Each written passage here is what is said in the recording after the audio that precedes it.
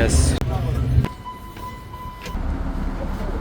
بني حسن على وش النيل. يا نهار ابيض، 13 متر، 888 بير. مفيش الكلام ده يا عم. طبعا في مسجد هنا هو لو صحيح. السلام عليكم ورحمة الله وبركاته. النهاردة في يوم عيد ميلادي قررت ان انا ابدأ رحلات. الرحلات دي هبدأها الاول من المكان اللي انا اتولدت فيه، الا وهو المنيا، او الا وهي المنيا. على الصبح كده الواحد لسه مش فايق، ويا ميسر توقعوا كده هروح فين. قررت يا جدعان ان انا هحاول اخفض التكلفة عشان استمر، بما ان انا بحب الفلوس. فديني ماشي على رجليا رايح محطة القطر بتاع مركز بني مزار. يا ميسر، ودينا وصلنا المحطة. بص كده خبرنا في النهارده ادي يا سيدي محطة بني مزار وجمال مدخل المحطة. بيشجعوك ان انت القطر ياكلك يا حبيبتي يا بني مزار. خلاص طلع حد جديد. خد يا عبد الله.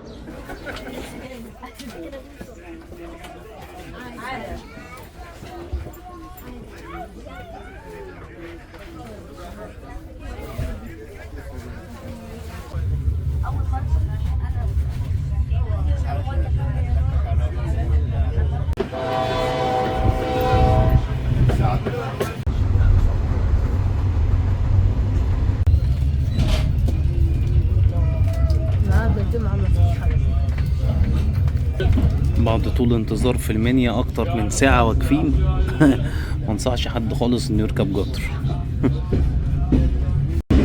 اخيرا اتحرك اهو يا ميسر. وصلنا في الوقت ده اهو. خمنوا كده انا فين دلوقتي. بسم الله.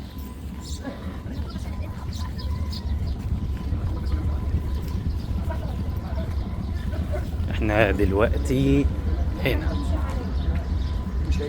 طبعا ربنا رزقني بواحد ابن حلال قال لي ما تركبش توك توك، ما تركبش التوك توك عشان هيخزوقك. فانا رايح الموقف وادي احلى فطار.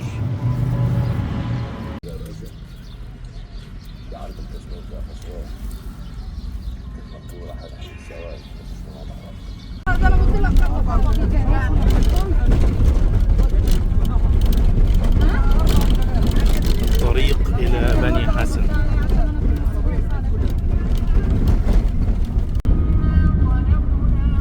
السلام عليكم. تعالوا اشربوا شاي. اجيلك.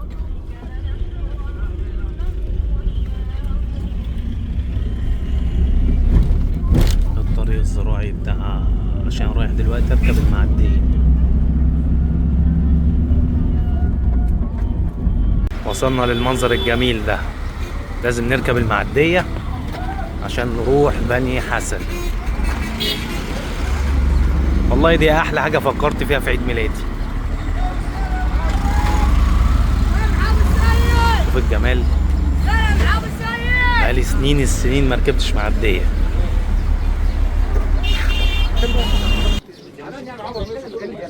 عمر ها جو. انت يا جير. عمر الوصيل يعيش.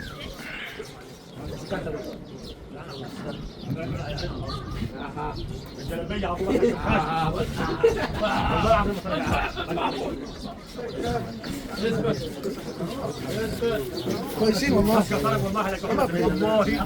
مالكش دعوه بالتنظيم الجنه.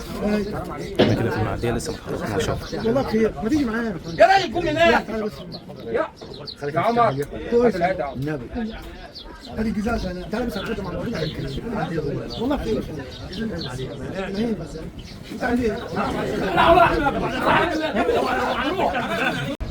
بدأنا نتحرك اهو بعد ما قعدنا يجي نص ساعة.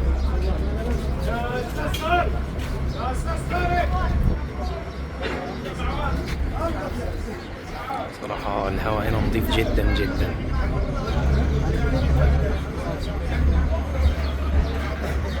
يا ميسر.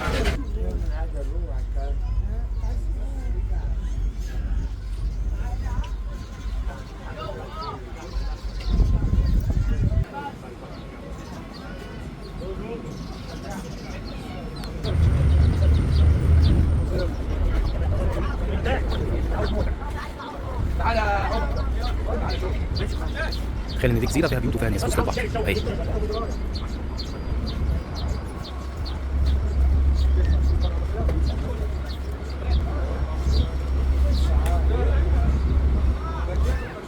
اللانش هنا.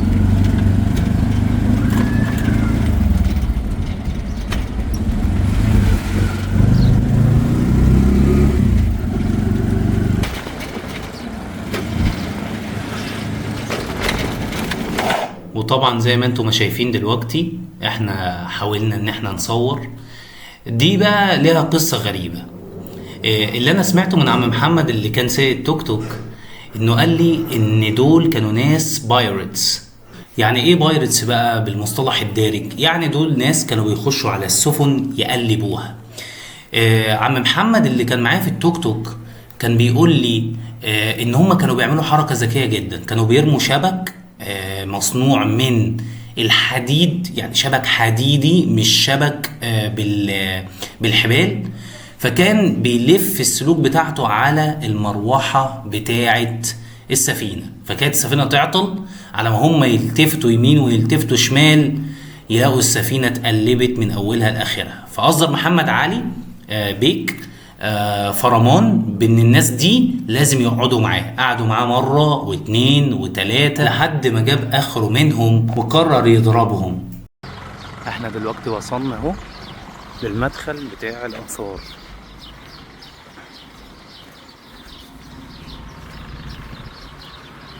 مدخل كده تحس انه حاجة فخمة، مقصودش السلالم والحاجات دي. بص يعني الراجل اللي انا معاه في التوك توك بيقول لي ان الحجر الواحد من ده بقاله اكتر من 6000 سنة ولا 5000 سنة. بعد ما عطانا التذكرة طبعا عشان مصري، فالتذكرة ب10 جنيه فقط. وده المدخل اهو. السلام عليكم. حاجة فخمة خالص. انت متخيل السلم ده يعني بقاله كام سنة؟ دي جبانة بني حسن اهي، ده سيمتري. ودي الحاجات كلها اللي المفروض نعرفها عن المكان، وهنمشي معاهم واحدة واحدة. بسم الله. انا طبعا طالع اجري عشان الحق عم عزت. عم عزت ده راجل بيدخل المقابر للناس ويحكي قصة كل واحد اتدفن. تمام يا مسهل يا رب. بسم الله. سلالم مريحة والله. هما قالوا لي هنا في المكتب بتاع التذاكر ان الطبيعي ان الحجر ده ما كانش هو القديم اللي موجود، ده كله كان جبل بس، وهم جابوا الحجارة من الجبل يعني، وبدأوا واحدة بواحدة ان هم يرصفوا الطريق عشان الأجانب.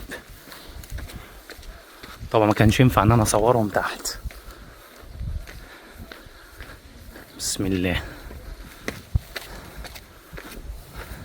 والله مشوار يا اخي. دي هد.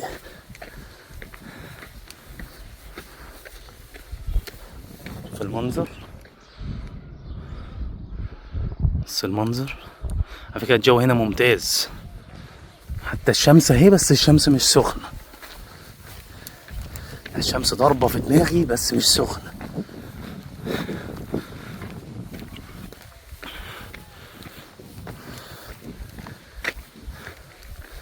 بسم الله.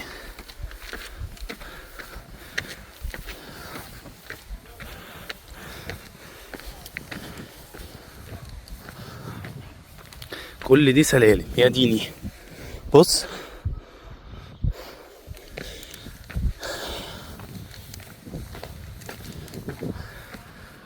دي اول جبانة هي للآثار، بيسموها السيمتري.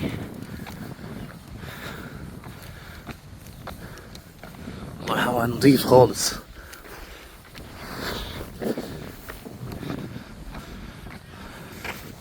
عاملين حركة كويسة خالص اهو عشان الجماعة التعبانين اللي زي حالاتنا. عاملين استراحة اهو، وفي الاستراحة دي حاطين خريطة المكان اهي. دي خريطة المكان.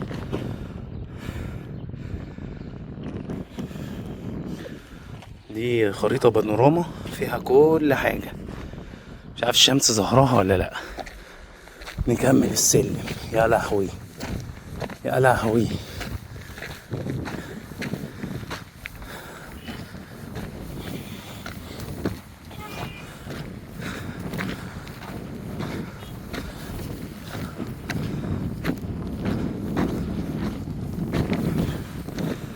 لا والله مشوار يا اخي.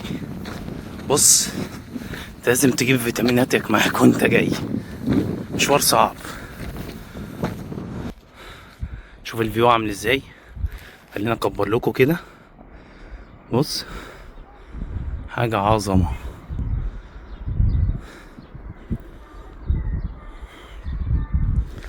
بص يبان لك ان المكان قريب على فكرة عشان انا عامل زوم. ماشي.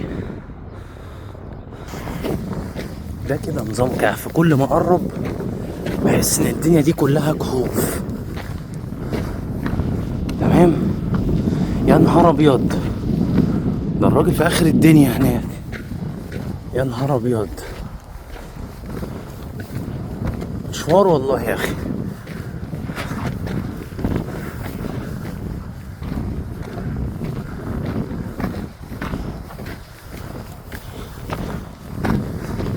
انا لازم الحقهم عشان يبتدي يشرح لنا بقى ايه الدنيا دي.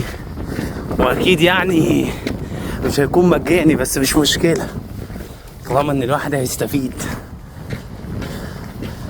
شايفين ده نظام كهوف جوه الجبل. يعني ده حد كده ماسك اجنة وشاكوش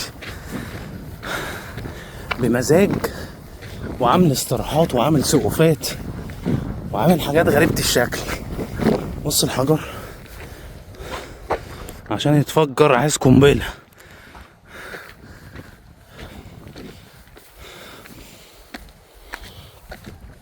بص كهوف. يا نهار ابيض.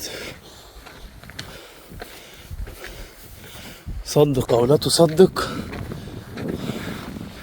ان الطلوع هنا مش سهل خالص، حتى لو يبان لك في الكاميرا ان هو سهل.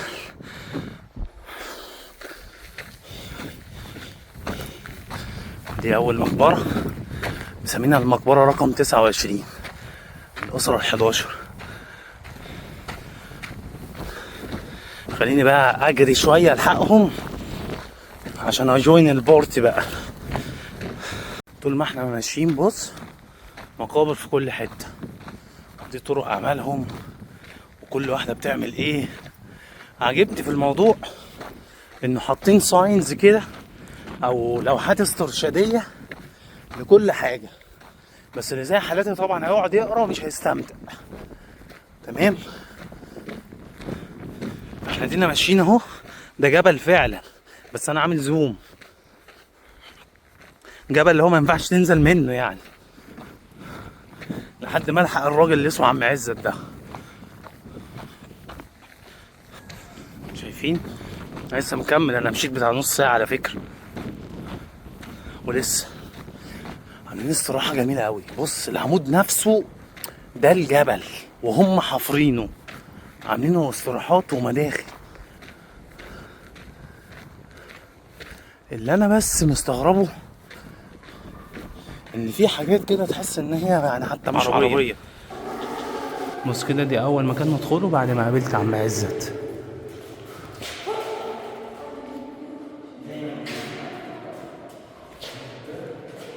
يا نهار ابيض، تخيل الحاجات دي ليها الاف السنين. هاجي معاكم اهو. لا خلاص كده.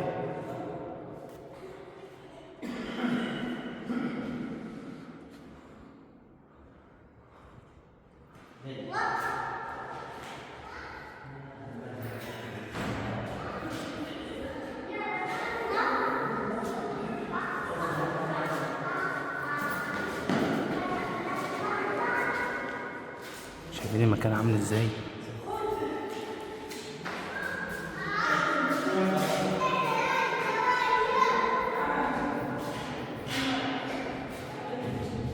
شايفين السقف؟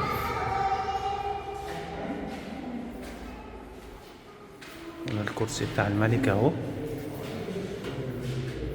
شايفين الدنيا عاملة ازاي؟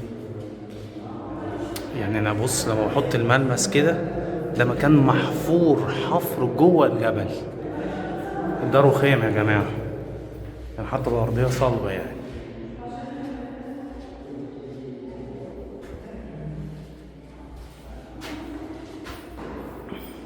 شايفين الكرسي؟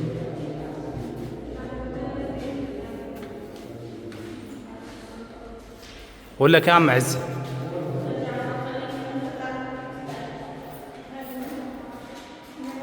بسم الله، قول لنا بقى كده يا عم عزت المكان ده بتاع ايه؟ لا احكي انت وانا هم سامعين.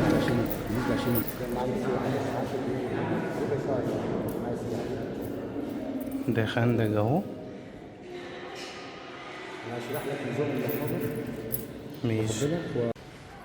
كان لسه عم عزت بيقول لي ان بص هنا في ناس اهي لابسه مختلفه، دول اللي اسمهم الاسيويين. الاسيويين دول مش موجودين في اي حته في الاثار كلها الا في بني حسن. شايفين لبسهم عامل ازاي؟ لكن بص الفراعنه شوف لبسهم عامل ازاي. مكان فخم، حتى المكان نفسه يعني تحس ان هو فيه هيبة كده. بص كده مكان المقبرة، بص ده مكان الدفن بتاع صاحب المقبرة، عاملين له خندق لجوه خالص كأنه بالظبط ايه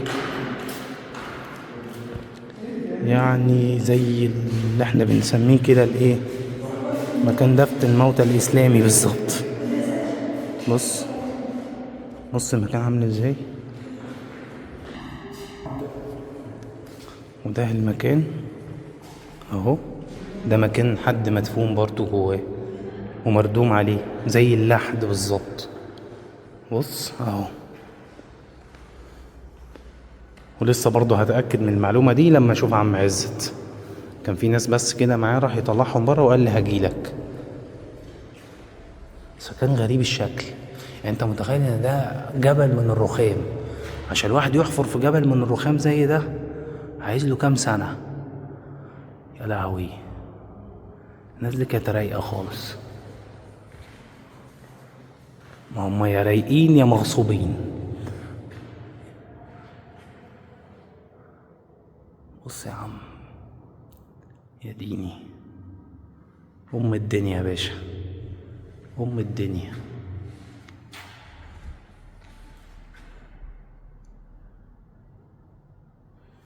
شايف البقرة المنقطة دي؟ ودي البقرة اللي عاملة زي البقر بتاع أفريقيا أهو، أبو قرون. بص يا نهار أبيض، إيه العظمة دي يا عم، إيه العظمة دي يا عم أنت. بص إيه العظمة دي، دي حاجة بقالها أكتر من 6000 سنة يا ديني. بص يا باشا، بص ده مكان الشموع اللي كانت بتنور المكان اهي في الحيطة. بص اللي انا ملاحظه ان معظم الحاجات اللي هنا كلها مرسوم عليها سفن. عايزين نصلي. الله اكبر. يعني ماشيين بنفس التنسيق يا حاج عزت، صح كده؟ عاملين مدخل اهو، صح؟ وبعد كده الفرندا بتاعتهم، بعد كده مدخل المعبد بتاعهم. وبعد كده مكان التعبد بقى. مكان التعبد يعني نفس النظام بتاع اللي هناك. هناك هي الاسره 12 كلها اسره واحده وامن محايد. بس المره دي شايف العمود ده مختلف عن اللي هناك. 6 ضلع. 6 ضلع. بره 6. جوه 16. جوه 16. وادي الخرطوش بتاعي مدخل المنطقه. فوق اهو، اللي هو السطر الاولاني اللي من فوق ده كله. بسم الله.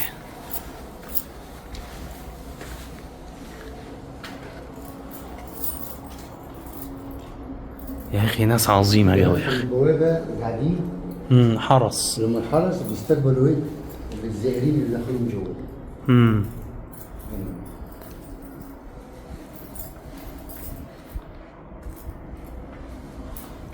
الحاجات دي البيبان دي معموله جديد طبعا. عملنا له صوره. بسم الله.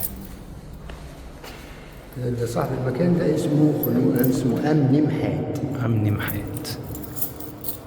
هنا المقبرة بتحكي عن الصناعة كلها موجودة هنا هي. لا، صناعة الطوب اللبني اللي هم كانوا يبنوا بيه اهو موجود اهو. هنا تصنيع الطوب اهو، وده مبني هنا والبنا شغال اهو في الطوب. ايوه فعلا اهو. ده حرس الأرض بالنورج بتاع زمان والخشب. ولسه موجود في اماكن هنا. يجيبوا بقرتين وعلق النورج وابتدى يشتغل. صحيح، المحرات يعني. اللي هو المحلات الخشب. اي. بقول عليه نورج هو. ماشي؟ وادي بقية الصناعة فوق. ده غزل ولا ايه ده؟ فين؟ اهو ده الحبل اللي هم شادين. ايوه ده بيعملوا عليه الكتان اللي هو الغزل والنسيج. كتان. غزل ونسيج. فوق منه ده تصنيع ذهب. ذهب. ده تصنيع الذهب. يجيبوا الإناء فخار ويحطوا فيه سبائك الذهب، يولعوا تحت منه ويجيبوا الغير وينفخوا فيه عشان خاطر يسيح الذهب، وبعد كده واحد يصنع والتاني بيوزن وواحد بيكتب الكاتب. يا نهار ابيض. انت واخد بالك من الحته دي؟ تحس انها داخله لجوه كانها كانت حاجه. دي ممكن تكون كانت زلطه كبيره هتبوظ منظر المكان اللي يجولوه فيه، فحاولوا يعني يعملوا فيها على قد ما بيقدروا. صحيح. سن من الجبل. وادي اللي عندنا هنا العمود منهم 16 اربع عندنا موجودين. ده 16. 16 درجه بره برضه نفس على فكره دول 16 ضلع مجوفين. ضلع مجوفين يعني مش عادلين زي اللي هناك. لا مجوف. وادي السقف على نظام النجوم. نجوم. يا اخي الناس دي يا اخي كانت بتفكر كيف يا اخي. ده برضه عمود واتقطع. صح كده؟ يعني هم مش سايبينه كده، ده مقطوع. هنا المربعات اللي فوق دي، شفت انت الزهره بتاع المقبره اللي شفناها في فنون حوتي؟ ايوه هي موجوده هي حاجه فوق خالص. صحيح. وهنا كده في الصيد برضه لو تحت منها صيد غزال بالشبك، اللي هو المربعات الصغيره ده شبك. وجواه غزال اهو. ايوه. بعد كده صيد غزال بالرمح بالسهم. صحيح. ده نظام بهلوانات. السطر الثالث ده بهلوانات اللي هم في الاعراس والرقص والحاجات دي. ده تربية مواشي. ده انت واخد بالك ان حتى المواشي لونها مختلف عن بعضيه، وفي منها اقرن وفي منها املس. صح كده؟ موجود هنا وموجود هنا كل حاجه. حتى السوداني موجود اهو. لا مش موجودين هنا اهو. البقره السودانيه اهو. البقر ماشي. انا فكرت على الرسومات. لا مش الرسومات. هنا كده الرياضه. دي الرياضه بتاعتهم. الرياضه بتاعتهم اللي هم بنقول عليها بوكس احنا. القتالات يعني القتال. دول جنود قتال كانوا حارسين المكان. القريه. هذه القريه ها، وادي الجنود القتال اهو. عندك هنا السفن اللي هي بنقول عليها احنا السفن دي بتروح ابدوس سهاد لمعبد هناك بيتعبد وبعد كده بيحنط. وهذا التحنيط موجود قدامك. وهم جايبين التحنيط. الموميا هنا موجود. جايبينها بالسفينه. يعني قصدك التحنيط بيتم بره ويجي هنا. اسم المعبد ابيدوس. ابيدوس في سوهاج. انا ملاحظ ان هنا يا عم عزت، ملاحظ ان هنا هو مهتم بالقتال والحاجات العنيفه شويه. بص، ولا انا فاهم غلط؟ لا صح. صح؟ يعني الحاجات اللي هي محتاجه عتاله شويه. يعني مثلا زي صنع ده النيش بتاعهم ده. بس مشوهين. قال لي امن محات على شماله مراته وعلى يمينه امه. مراته وامه. اه ده برضه يجي الكتاب برضه اللي هو الحاجات اللي ما كانتش الحدود. ده نظام هو كاتب هنا برضه اهو. انا ملاحظ ان المقبرة دي كان فيها عيوب شوية في الحفر. يعني بص كده مثلا، لو بصيت هنا هتلاقيها مش مستوية. بص تحس انها داخلة منه لجوه. في حاجات بصلت بص يحب يطلع. بص هنا الحتة دي برضه، ما فيها يعني. فبيحاول البنا يتفاداها. يعني بياخد على قد ما يقدر. لما يقول لها جوف كده وبويزه، لا على قد ما يقدر. لكن بيطلع. صحيح. ده برضه قتال اهو. وادي ناحية بده ذهاب وعودة. يعني هو هنا بيقول لك ذهاب، هنا ذهاب وهناك عودة بالتحنيط. ده نظام القرابين. جدول القرابين موجود فوق اهو. وده برضه ايه، ادي حاكم الاقليم اللي هو امن محال قاعد، وعامة الشعب اللي موجودين وكانوا شغالين معاه بيديروا ايه نظام القرابين. بقالها كام سنة يا عم عز؟ نحكي 5000 سنة. 5000. هنا رسومات. يا نهار ابيض. انت واخد بالك حتى هو انه مستخدم الوان غير اللي موجوده الناحيه التانية. هي اكتر حاجه في الهدايا هنا بيوزعها اللي هو زهره اللوتس. زهره اللوتس. زهره اللوتس هنا مشهوره في الاربع مقابر. كان ليها رمز مثلا معين؟ يعني كان اللي يهدي اللوتس دي حاجه كويسه مثلا؟ ايوه كانوا بيزرعوها على طول في بر الجبل اللي هو بتاع البحر. على اخر البحر كده. طب وهنا؟ ده نظام عسير اللي هو قلت لحضرتك اللي هو بتاع النبيذ. يجيبوا النبيذ دوت ولا العنب ويخمروه ويبتدي يعجنوه. يجيبوا حاجه صوف يملوها نبيذ، وواحد يلف شمال والتاني يلف يمين، واللي هنا تحت يتملي يعمل عصر اللي هو ايه البيره. كان بيعمل منه نظام بيره. فوق هناك. وادي تخزينه اهو تحت منه لان ما يخزنوا فيها. ايوه. وادي حضرتك الباب الوهمي بصوت الابيار. الابيار دي كانوا بيحطوا فيها ميه عشان يرطب المكان؟ لا ده ابيار الدفن. ولا كان بير بير الدفن. وادي الباب الوهمي. في هنا ميوزك برضه تحت. ده القيثاره دي. هنا موجوده عامله زي السمسميه كده.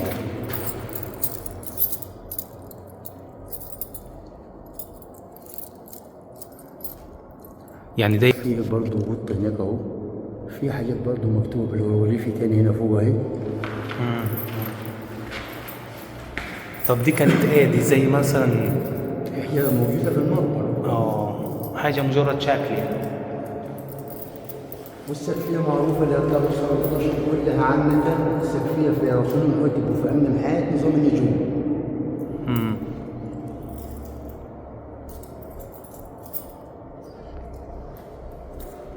طيب هنا مش عاملين لا بقى مكان يربطوا فيه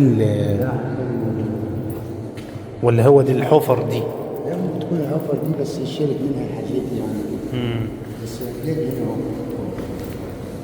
دي الارضيه اللي كانوا بيربطوا فيه. حتى في العمدان اهي كانوا بيربطوا فيه البهائم والحيوانات اللي بيصطادوها. صحيح.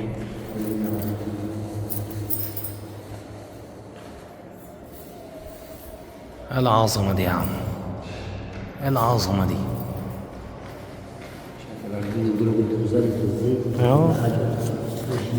مع انها جير. المادة اللي بتحمي الجدار بتحمي الارضية. باقة الثالث ده أسرة 11 برضو عم عزت.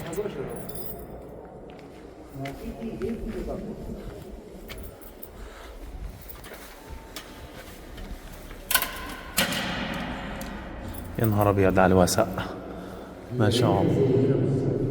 ده مكان كبير. ده بص، ده صحن كبير جاوي. الحلاق ولا صيد الغزال بالشبك والرمح وبهلوانات. دي اللي اتمسحت خالص للاسف. عشان كتر خير الدنيا.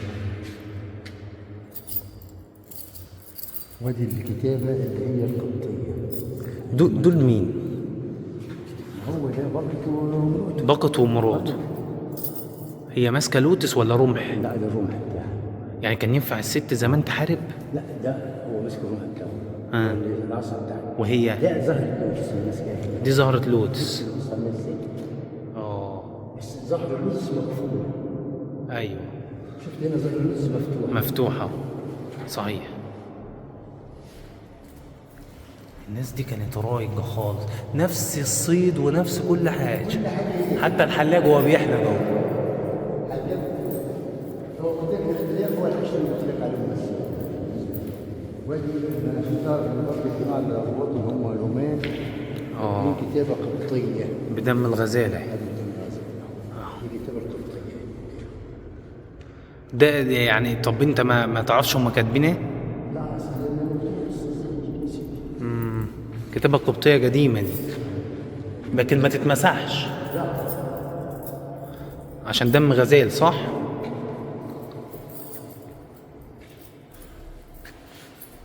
بس نفس التصميم ونفس كل حاجة. يعني دول الرومانيين ولا اليونانيين؟ لا رومان. عشان الكتابه دي يعني جم سكنوا بعد الفراعنة دي الرومانيين. قبطي. الكتابه دي كتابه قبطية. وادي نظام المصارعه برضه زي ما هي 200 وحاجه و42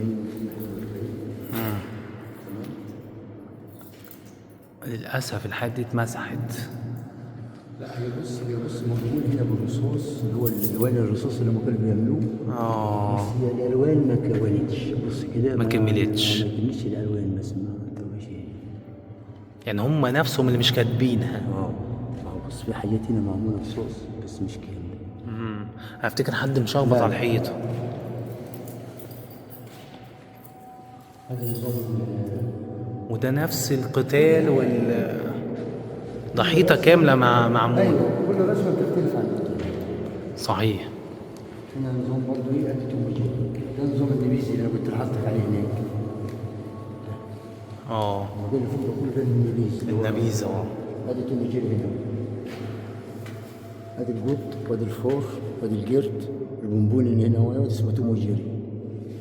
اسمه توم وجيري. توم جيري على طول.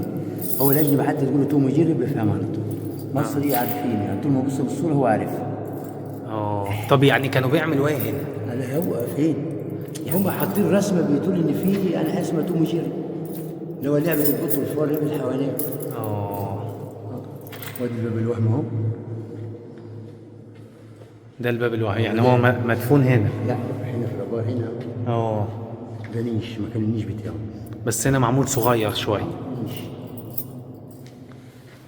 ودي قرابين برضو؟ نظام قرابين. ولا نظام ايه؟ لا دي نظام اللي هو النبيذ. برضو النبيذ. ما ده كله بيحكي عن النبيذ. الجماعة رايقين قوي. والله يا جماعة رايقين. ده باقت نفسه. هل هو كان فعلا بالضخامة اللي احنا شايفينه بيها دي؟ لا هم كانوا عاديين على حسب ما احنا سمعنا كده كانوا عاديين بس كانوا جماد شوية يعني زي فينا احنا هنا في الجامد جامد وفي الطول قوي في اكثر من في بس هم عاديين زينا. اصل هو واخد حيطة 5 متر هذا نظام الايه اللي هم العقول اللي حضرتك عليه ودفع الضريبة. الراجل كان يجلدوه. شوف الحته اللي هناك دي مسك الجاي ماسك ده كانوا بيعبطوه. تحت منه الستات كانوا يدوروه على راسه كده كانوا محترمين يعني احتروه. ما كانش يجلدوه. وكانوا بيمسكوها يعني كانوا بيطلعوا عين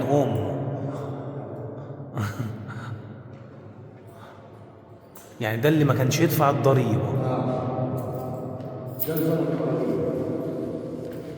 نظام كله ده نظام قرابين وبعد هنا ده في واحد بيجرب بقرة. اي حاجه كان بيقدر حاجه مش باين. دي رحله تجاوز بس ايه ظهر يعني بص على ازاي في كل مقبره تلاقيها ذهب وعوده برضه دي زي اللي هناك باين. بس يعني رسومات مش باينه قريبين من بعض قوي. بس اللي مختلف تماما هو حته ايه بقى يا عم عزت؟ المساحه. دي ممكن حد يسالك عليها برضه. دي صوره بس مش كامله. ازاي؟ دي العصايه. تمام. ماشي بالتركيز كده كده دي العصايه. ماسك العصايه بكتفه. معايا انت؟ ايوه. كتفه هنا. وادي جسمه. وادي رجلين واحده. بس لسه ما كملتش. طبعا مفيش حد كده يقدر يكملها ولا يعملها، هي هتتساب زي ما هي. هي عشان الذكرى هي هي لو اختلفت خلاص. ما ينفعش كده، ده عصر حديث مش عصر قديم. صحيح صحيح. ده نظام العبدوس، رحلة عبدوس سوهاج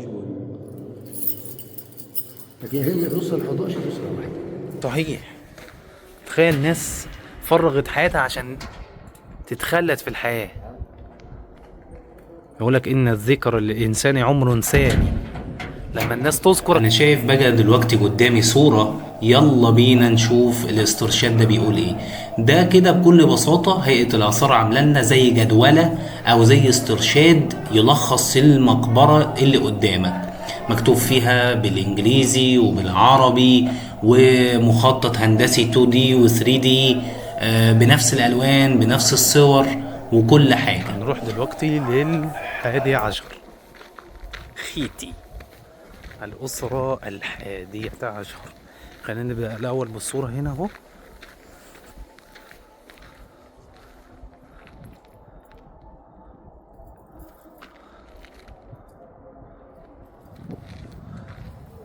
بسم الله.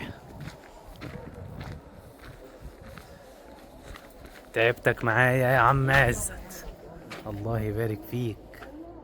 خيتي دي الأسرة 11. بسم الله. لا ده دول كانوا مرحرحين. ده خيتي صاحب المكان اسمه خيتي. صاحب الموضوع. هنقول هنا برضه ايه، بص حضرتك خيتي وهو بيصطاد سمك بالرمح بتاعه. بس ده رمح بسن واحد بس. سن واحد.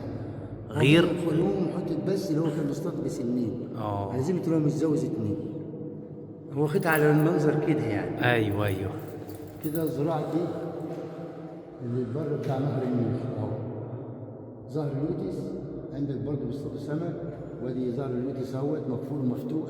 وبعد كده زراعه الجمح من الخبز. تمام. فوق خالص الزغرة اللي كنت حاطط عليها اهي بتاع المكان.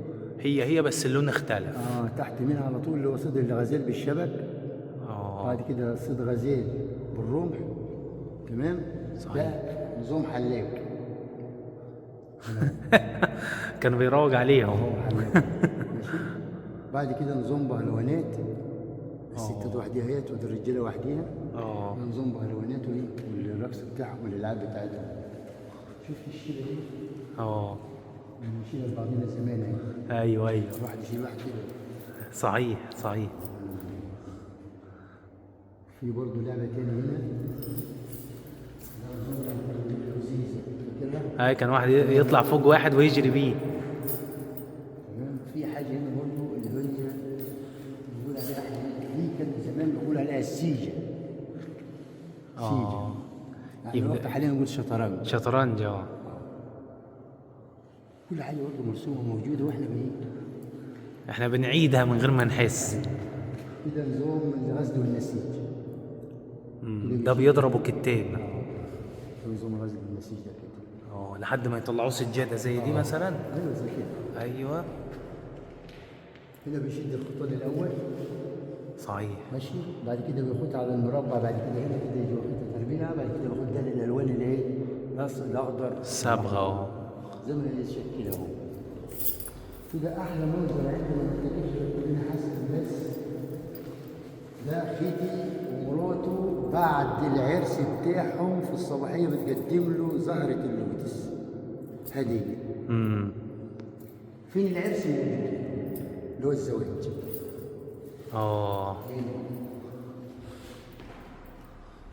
مكتوب هنا على الجدران يعني. ده مش مكتوب، ده مرسوم رسمي. مرسوم كمان. كده في واحد من هو زي ما زين فوق، بعد كده الشهود، بعد كده هما الاثنين قصاد بعضهم في الحنه. صحيح. الحنه تحت ليله الحنه هم ورا مع بعض على فوق السرير اهمت ليله الدخله. تحت منه واحد بيزف. يا اخي المصري جبار من يومه يعني. تحت منه على طول بيزف الدم اللي هو المحارم عشان يعرفها ان دي كانت بنت بنوت ما كانتش مره متجوزه قبل كده. زي جدودنا بتوع زمان كانوا يدخلوا. صحيح. بعد كده اتملت العز بتاعته. يعني هو بيفتخر ان هي بكر. فوق خالص ده تصنيع ذهب زي ما شفناه في امن محاد. ايوه في الفخار وينفخ في الغابه اهو. بينفخ في الغابه. طب انا شايف شجره مختلفه هنا يا عم عزت. ما انا جاي لك برضه، ما احنا لسه هننزل عليها تحت. اه احنا خلينا من فوق ماشي. كده. ده نظام الدهب، ده بيصلح اللي هم ايه الغزال، تمام. ده صيد البط بالفخ. الشجره دي عاملينها نظام ايه، توقف عليها العصافير وتنزل على الفخ هنا تمسكها. كده الفخ هو منصوب، بعد كده هو قافل فوق البطه جوه البطه. بس ايوه. عندي ليه صيد غزال، صيد البط بالفخ. وهنا الخرفان هنا كتيره. لا ده غزال. ده غزال ده. طب بس ده غزال صغير. شكله ما مختلف. هو غزال صغير وغزال كبير. ده نظام المصارعة. ده المصارعة. كل رسمة بكل حركة مختلفة عن التانية، مفيش واحدة مكررة. يعني ولا واحدة متكررة. دي جميع الأوضاع اللي يقدر الواحد يدافع بها عن نفسه. يا نهار أبيض.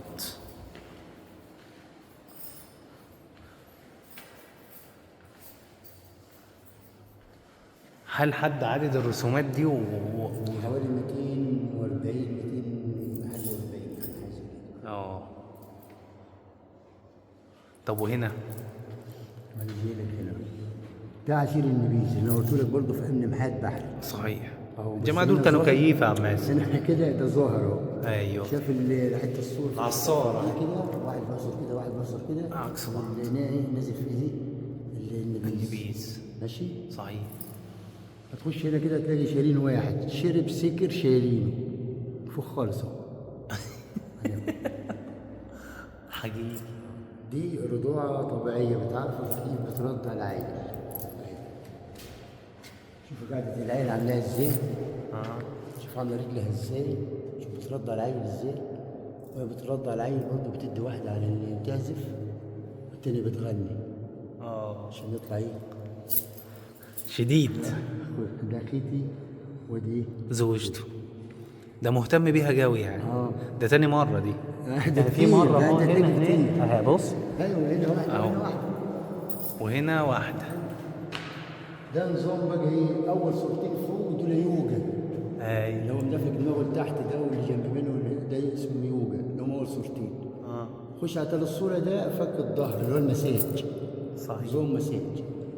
بعدها ده كرة هوكي. كده فك السطر، فك القدم، كوع، طبيب سنان. ده بيخلع له ضرسه؟ اهو طبيب سنان اهو. اي. يا ده اخيتي يعني هو والحارس ورا منه.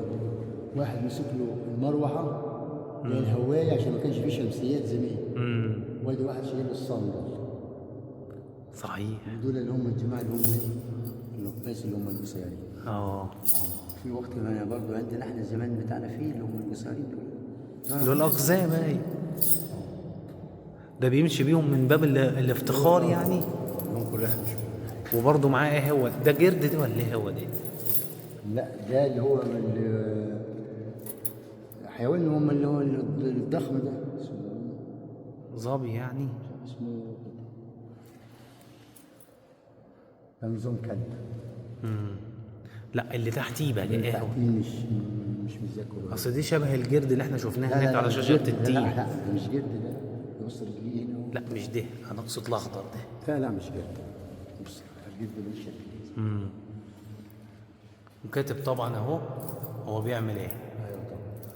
ده نظام قرابين دي بقى. قرابين. شوف اللي شايل ورك لحم اهوت واللي شايل ظهر اللوتس واللي ظهر النظام ده كله. هو بقى يخلص الفن المعماري بتاعه والرسومات بتاعته كله. الجار بتاعته بقى كرسي العرش اهو. واللي كله بيديله قرابين. شفت ظهر اللوتس؟ كل مكان في المقبره في كل الاربع مقابر تلاقي ظهر اللوتس. صحيح. ودي كلها قرابين اهو. اللي شايل بط واللي شايل عيش، في عيش اهو. ايوه موجود الخبز اللي هو العيش. دي سمك دي ولا ايه هو؟ ده بط. بط. وادي دوت ايه خبز اللي هنا دوت، وده ورك لحمه. كل يعني وادي ظهر اللوتس. طب الفجوه اللي معموله في الجبل معمولة دي؟ من ايام الرومان. الرومانيين. هم ما كانوش يبوظوا في الفن المعماري بتاعهم ابدا خالص. ما همش ولا منفطجين ولا مش عارفين الكلام ده كله. كان نظام سد كله كده ورسومات على طول. ده معموله من ساعه الرومان. كده حصاد الجمح عشان كان يعمل منه الخبز. ايوه. وكانوا بياخدوا القمح عشان يخزنوه ويحطوه في الصوامع اللي هي المربعات الصغيره دي. ايوه كانوا بيخزنوه هنا عشان القمح ما يبوظ. ده بقى ايه نظام احنا عندنا، احنا بنقول المطحن هنا والكلام ده كله. المزاريب دي هنا فعلا. هي انت عارف لو ركزت هتلاقيها ان هي مرسومه عامله زي بتاعت الحمام. ايوه ما هي. طب وقال لي جنبيها دي بقى عرش دي؟ لا ما هو ده نظام ده. ايوه هو ده نظام اللي هو التخزين نفسه. صحيح. التخزين ده اللي هو زي المطحن اللي هو بيطحنوا فيه ويعملوا منه الرد الدقيق عشان يعمل الخبز والحاجات دي. ايوه ده الزراعه بتاع حرث الارض بالمحاريس. النور جي حضرتك النور ايوه ده باب واحد. بسم الله. ودي رحله ابديوس ذهاب وعوده. اللي هو ابيديوس ده؟ سوهاج. ابيديوس في سوهاج. ذهاب وعوده. بس المره دي ما فيش موميا متحنطه. لا ما انا وريتك انك عشان تاخد مقبره فبيوضح لك ان كانوا بيروحوا يعملوا ايه ويسووا. يعني كل المكان بيكمل بعضيه. طب ودي ايه ده سيران بتتخانق في بعض دي ولا ايه؟ فين؟ اهو فوق نظام بابر اللي هو الفريزي اللي بنقول عليه احنا فريزي. فريزي. الابيض فاسود. اي. ودي نبات ايه اللي فوق ده؟ اللي متلون بالاخضر. شجر عادي ده. اهو وبين شجر. هو بيطلع في الجبال كده. ايوه عامله زي العشبه كده. طب انا ملاحظ حاجه يا عم عزت. بص كده تلاحظ ان هنا مختلف عن الكل. العمود. هو العمود معمول على زهرة اللوتس. زهرة لوتس. اهو زهرة اللوتس المقفولة. ايوه. وفي زهرة اللوتس بعد ما تبقى مقفولة بتفتح كده. صحيح. دي زهرة لوتس مقفولة. كل اللي عندنا يا اخي عاملينها كيف دي يا اخي ده لو واحد معاه ايه ده؟ الحتة دي خلي بالك دي نظام ترميم. هاي ده ترميم هاي. لكن دي الاصل. لكن الاصل نفسه بص عامل كيف. بص ايه ده؟ وهنا في عمود ده مكسور ولا مقطوع؟ ده 1 2 3 4 ولا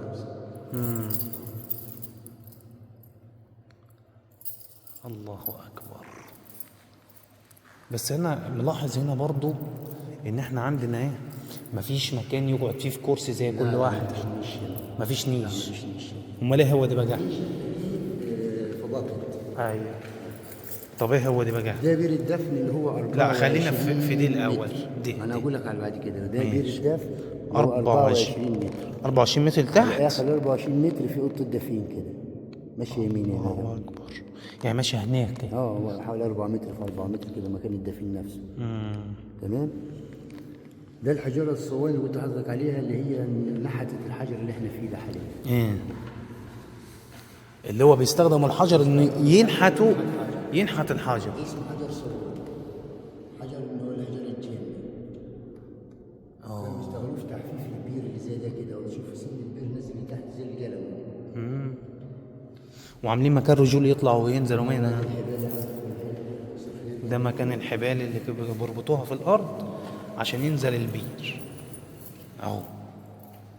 ويربطوا فيها البهايم والبقر ده 24 متر. 24 متر. وبعدها 4 في 4. ده جوه كده. لجوه لحت.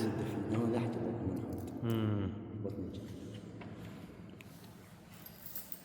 طب هنا مفيش نجوم بقى في السقف. لا ما ده السقف بص حتى انت ملاحظ السقف نازل حاجه سنه يميل كده وكده. ايوه كده انت لو حسبت بعينيك كده تلاقيها عامل كده. صحيح مقوس. بس مش لدرجه قوي يعني. ده احنا قلنا مين هو؟ ختي. ده كان اله ايه ولا ده كان حاكم اقليم. حاكم اقليم. حكام اقليم زي المحافظ حكام اقليم. بس يعني كان مراعي الواسع بيحب البراح. ده بص الفن المعماري بتاعه دي اكبر حاجه احنا دخلناها هنا. ماشي ما هو برضه هي الاسره 11 واحد. في حاجات معينه بتبقى في ال 11 مش في ال 12. الابيار دي لما بيطلعوها بيعرفوها. الابيار دي لما دي سراديب دي مثلا. لا مقبره برضه بس صغيره. دي مقبره بس صغيره خالص. ما فيهاش اي حاجه خالص. دي مش كامله برضه. دي مش كامله. دول مثلا حاولوا يحفروها. عملوا فيها بير هنا بس ما كملوش بقيها لجوه. ده بير ده. يعني هم كانوا بيسموا المقبره على اساس ان هي بير. بير دفن. بير دفن. انا عاجبني ان هم اختاروا المكان مميز خالص، هو النيل كان بيجي لحد اخر الاسفلت اللي هنا ده، اللي هو هنا اللي هو كده. اخر الزراعه من هنا. ايوه. كان النيل بيجي عنده كده، فهم بيبتدي يستبعدوا لفوق على قد ما بيقدروا عشان خاطر النيل. عشان ما يجرفهمش. طبعا. واكيد عدى فيضان هنا، عدى رياح، عدت حاجات سيول. كتيره خالص، سيول فعلا. ايوه. كل حاجه هنا مقفول عليها باب ومش مفتوحه، يبقى لسه ما كملتش، بس موجود فيها. موجود فيها حاجات بس مش يعني الدرجه يعني. مش اللي يخليها مزار يعني. يعني هي بس رسوماتها ضعيفه شويه. امم ضيقه، بس برضه تحط عليها بيبقى عشان خاطر ما تبص ما العين ما تعدمهاش. صحيح. عشان رحلات المدارس اللي ما تيجي لعيال اطفال صغيره ممكن يدخل. ايوه يدخل يلعب فيها، يقعد يبوظ فيها حاجه، الكلام ده كله. صحيح. هذه المقبره اللي حطت عليها اللي هي مش كامله برضه. دي برضو مش كامله. الاولانيه اللي رقم واحد من بحر خالص. شفتها. دي كانوا هيحاولوا يحفروها، لقوها مثلا مش كويسه. حتى مبين لك مكان الحفره. شوف حتى بدأان الحفر جه ازاي. تمام. بيجيب الخشب وبناه ميه بنحطوا شويه دول وبيحطوا الخشب هنا كده. الخشب لما يتملي ميه بينفش، بيجي مطرش بالحجر ده معايا. شوف حتى نظام البوصله هنا ماشيه ازاي.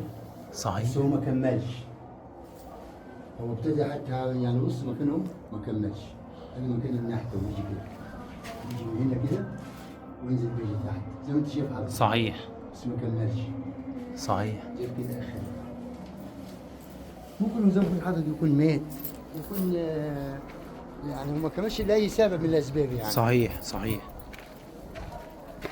دي برضو نفس الكلام اهي. بس هل مثلا المحافظه نفسها مهتمه بالموضوع اللي هنا ده يا عم عزة؟ يعني مهتمه انها تفتح الدنيا، يعني مثلا مكان زي كده مثلا، هل مهتمين ان هم ايوه مهتمين بصراحه. طب كويس. ده برضو ايه خنوم حتب. ده خنوم حتب الاول اللي هو بدايه الاسره ال 12. ده بدايه الاسره 12 اللي هو خنوم حتب. بس مش مفتوحه برضو. لا مش مفتوحه.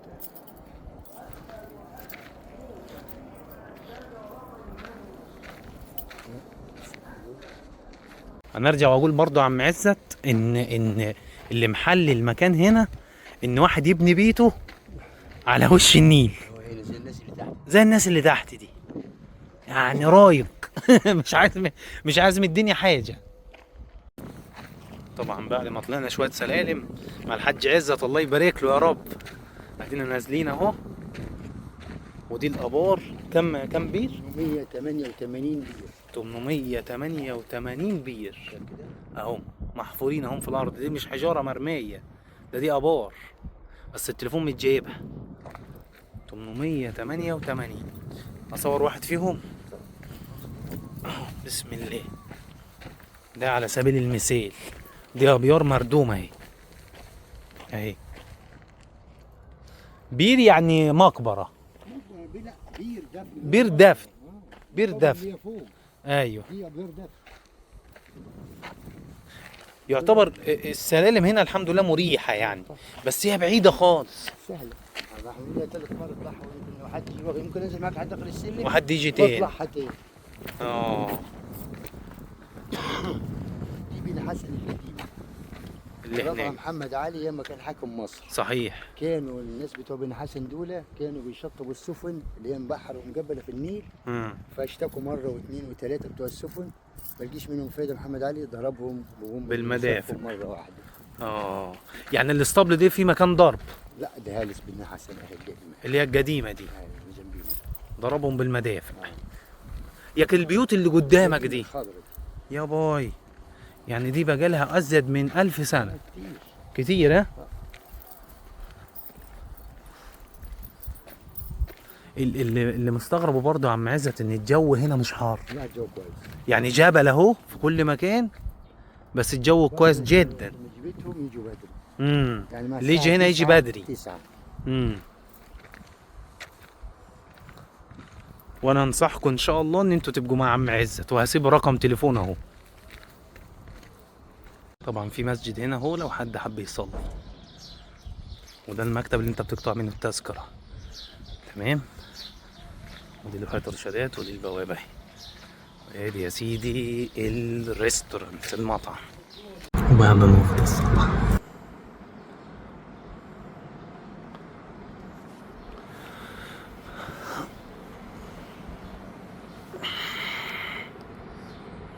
حتى الآن يوم جميل الحمد لله. خلصنا أول حاجة منطقة بني حسن الأثرية. يلا بينا كده نكمل اليوم بتاعنا في الإسطبل. ابحث كده قبل ما تشوف. مفيش الكلام ده يا عم، مفيش الكلام ده. خلي بالك ده دليل على ان طريق إلى الإسطبل طبعا كان عندنا توك توك تاني عشان نروح اسطبل عنتر.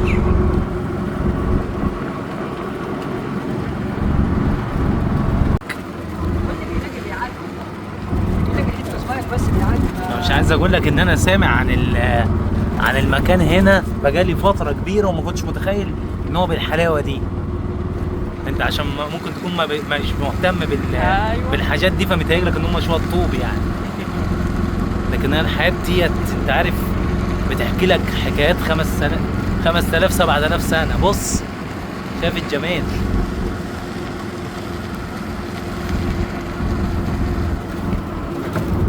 بسم الله.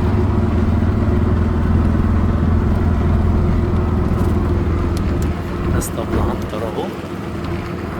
المفروض ان في حد هيطلعنا فوق. بسم الله الرحمن الرحيم. ده اسطبل عنتر، نفس الجبل الاثري اللي هو الجبل الجيري بس محفور بحجر تاني اللي هو البازلت اللي احنا شفناه اهو.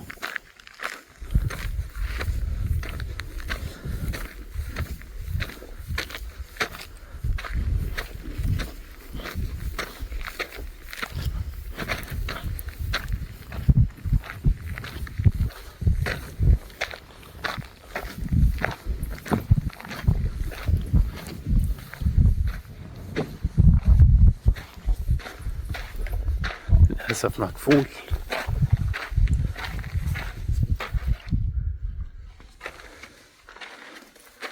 احنا من المنيا من بني مزار.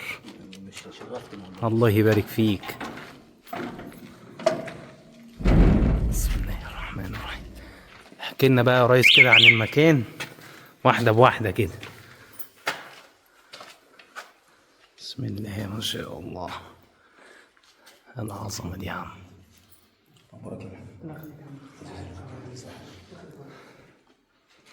ده كان مجرى ماء يعني ولا كان ايه ده؟ ولا قطع؟ اقول له حضرتك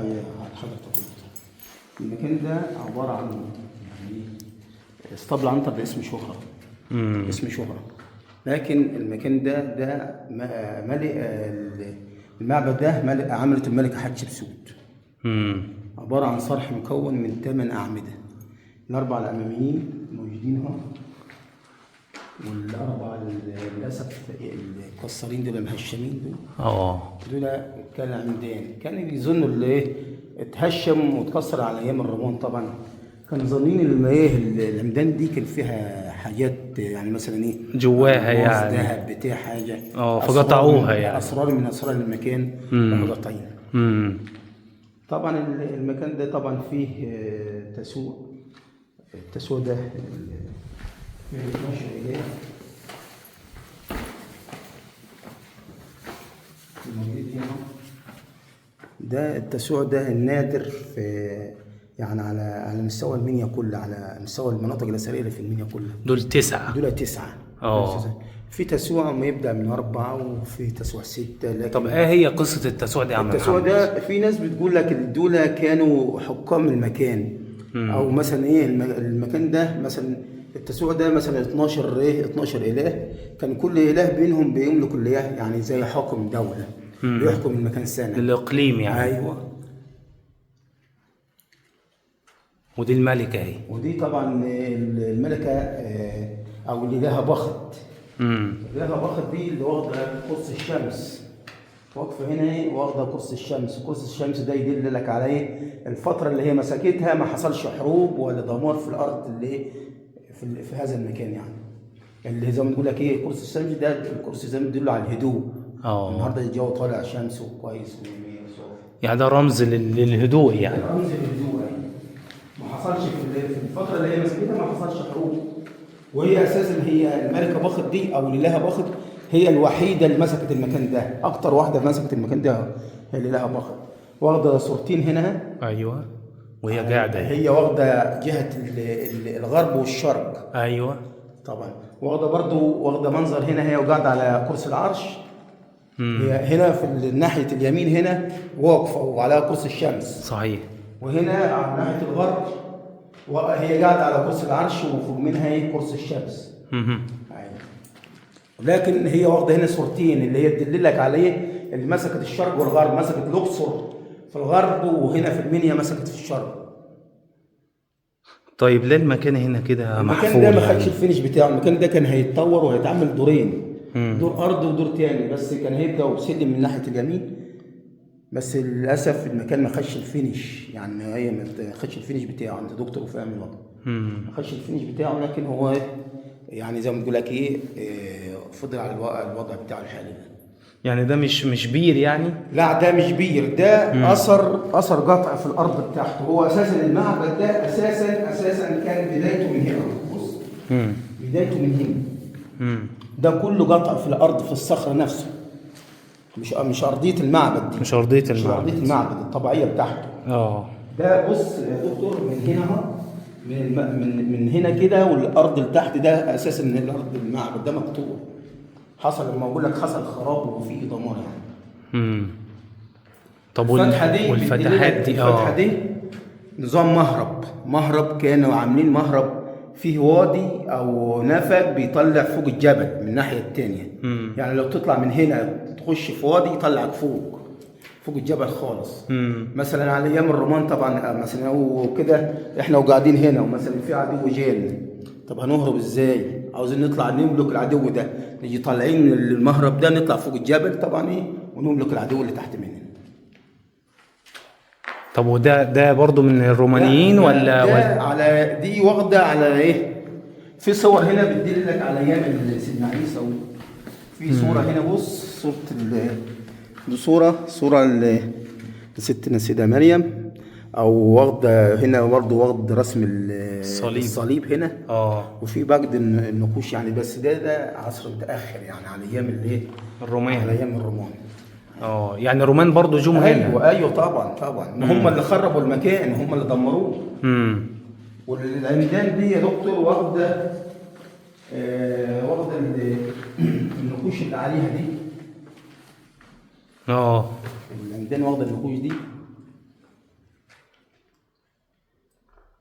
بس برضه ما كملتش دي. لا ما هو كان كامل. العمدان دي كانت على رسم التماثيل وضعي. ده الرسوم دي يقول عليها خرطوش. ايوه الخرطوش بتاع الملك او الملوك اللي حضرت هذا المكان. رسمة الشمس اهي.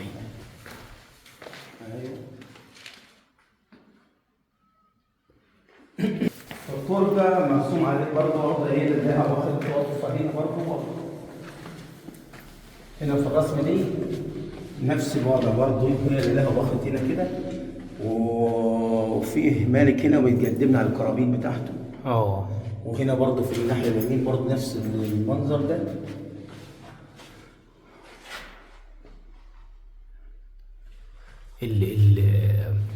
المكان هنا متهيألي ما ترممش خالص. لا ترمم، بس هو المكان يعني حصل فيه كتير مشاكل كتيره.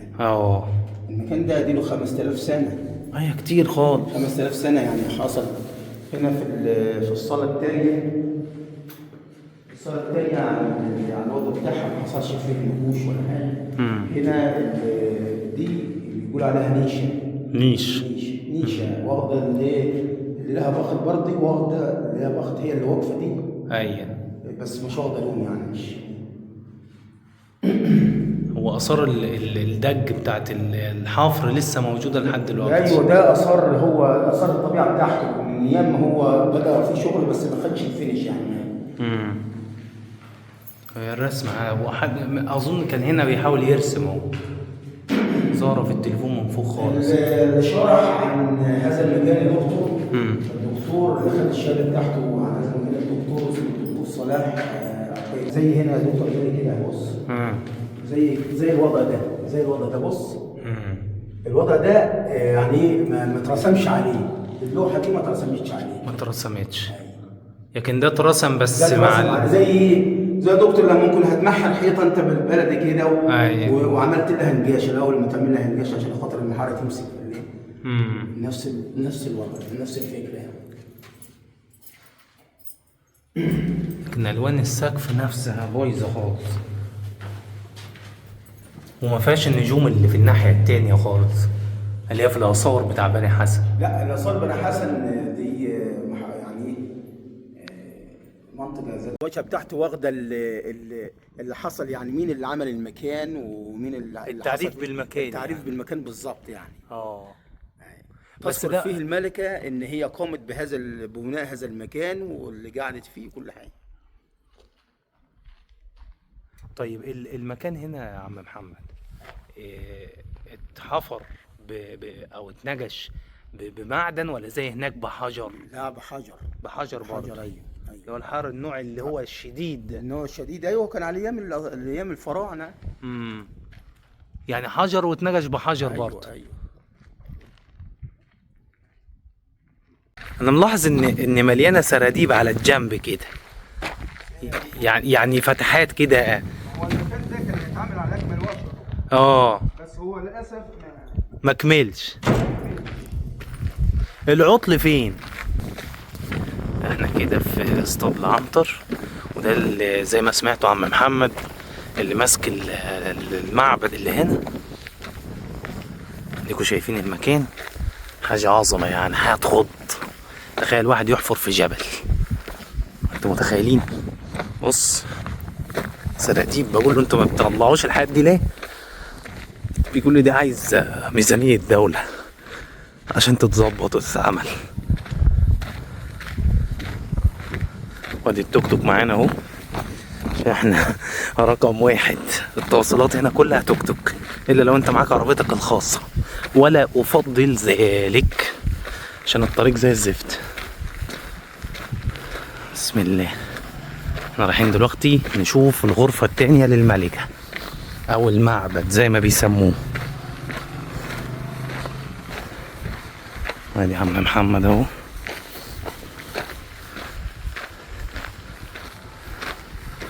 مكان شاسع خالص. تظن من الاضاءة ان هو حر، ولكن الجو كويس جدا. بسم الله اهو. واخده برضه ليه هي اللي برضه اللي لها بخت، هي اللي برضه هي اللي مسيطره على المكان. هي حتى رسمه صورها اهي. ايوه على البوابه. على البوابه برضه. بص هي برضه قاعده على كرسي العرش، وبرضه وفوق منها كرسي العرش، وقدامها ليه اللي بيقدم الكرابين. قدام لها الكرابين بتاعتها. بسم الله. الله اكبر.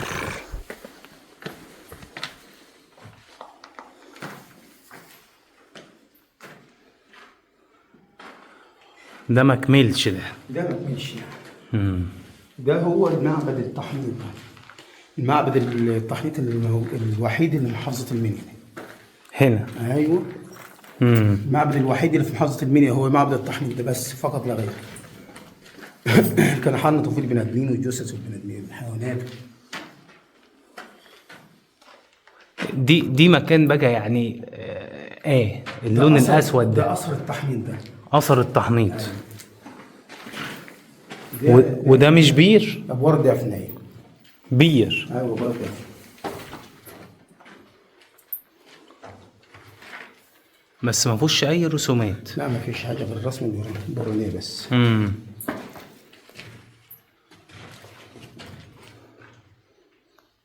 اصلا اسمع يعني من اللي شفته على الحيطان اللي هناك ان هم كانوا عشان يحنطوا لازم يروحوا رحله سوهاج. فهل انا فاهم صح؟ بتاع التحنيط اللي مرسوم عليها اللي في اول مقبره. ايوه. ده رحله سوهاج دي في ناس بتقول لك كانوا في ناس بتقول لك معيشه، وفي ناس بتقول لك كانوا يسافروا يجيبوا حاجات تجارة يعني. نظام تجاره. دي ايه دي يا عم محمد؟ دي غرف يا دكتور. دي كانوا هيعملوها مقابر. أيوة. كانوا هيعملوها مقابر بس لان الزخرفة موجودة. ايوه كانوا هيعملوها مقابر بس ما كملش، المكان ما كملش كله. زي ايه يا دكتور؟ زي ما انت بنيت بيت واسست وعملت وسبته بس ما كملتش كملتوش وسبته ومشيت. صحيح. ايوه صحيح. كلها دي كانت واخده الواجهه البحريه، واجهه المقابر دي. المكان ده لو خد الفينش كان هو اللي ب 100%. للاسف برضه سايبين الناس تكتب عليه اهو. مش مكان عشان مش اللون اهو موجود، بس ده روماني ده. ايوه ده روماني صح؟ ايوه طبعا ده روماني مش فرعوني، لان مكتوب بدم الغزاله اهو. دي كلها كانت مقابر.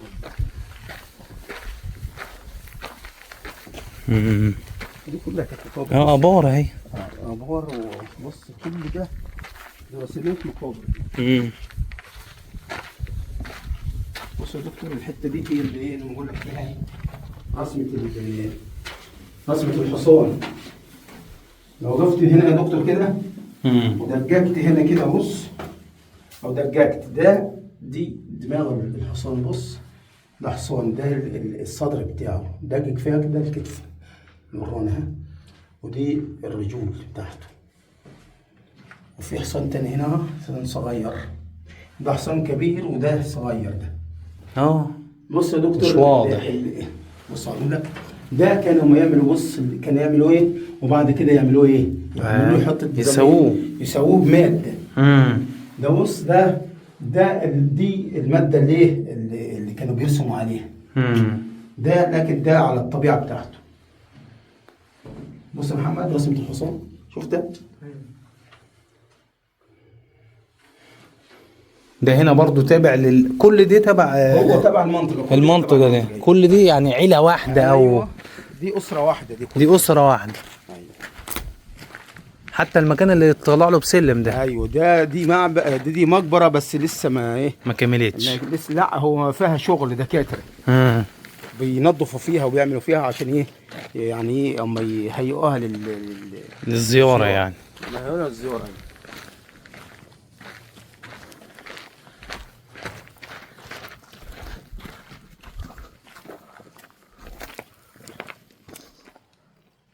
ما شاء الله، ده بحر آثار يا عم، ما شاء الله. دي ابار دفن دي، بس اظن عشان في الشارع كده يبقى ناس عاديه يعني. بص يا دكتور، اللي احنا بنسميها عامه الناس يعني. دي عامه الشعب. ايوه دي عامه الشعب. دي بيقول لك الابوار دي مسمع بعضها تحت الجبل.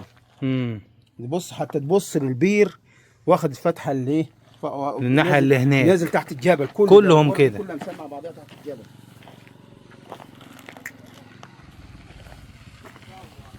صور يا باشا، صور. ده كام بير؟ ده كتير خالص. دي اسمها ابوار دفن. الابوار دي من قبل التاريخ يا دكتور. الابوار الدفن دي من قبل التاريخ يا دكتور. المنظر ده هنا كده، بص، وكأنه بيت. ايوه بيت مخصوص ومعمول حتى جوه اهو الناحيه التانية اهو مرسوم اهو. ايوه. راجعين على المعدية مع عم محمد السواق. ركبنا اهو المعدية بس المرة دي صغيرة.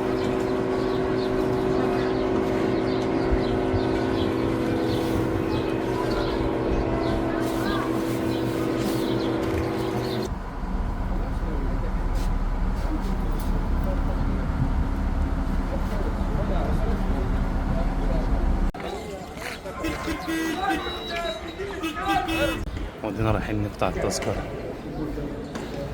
رجعنا تاني يا باشا اهو لابو جرجاس، بس المرة دي واحنا مروحين وادي الركاب واحنا لسه المكيف. يا مساح، ها قد اتى القطار.